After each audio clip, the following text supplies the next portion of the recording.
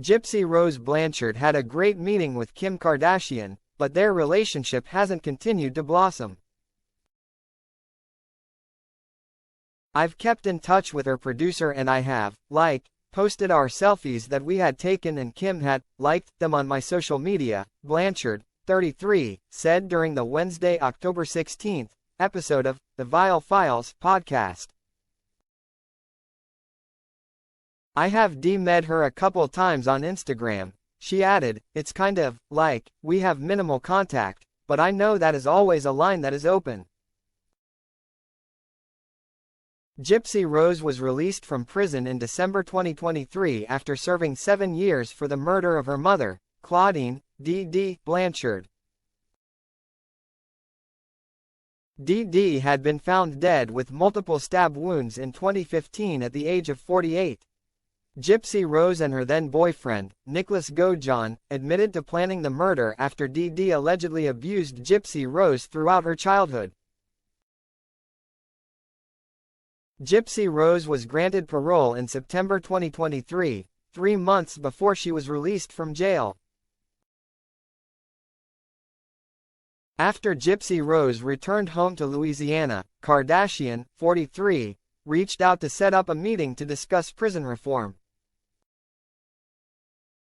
The Kardashian star has become an impassioned advocate for prison reform while studying to become an attorney. Gypsy Rose Blanchard was just released from prison for being involved in the murder of her mother. She reached out to me on social media, Kardashian said in a July episode of the Hulu docuseries.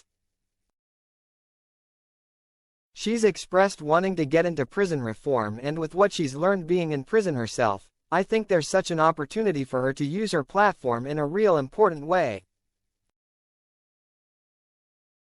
In the episode, Gypsy Rose also gave Kardashian massive kudos for reaching out.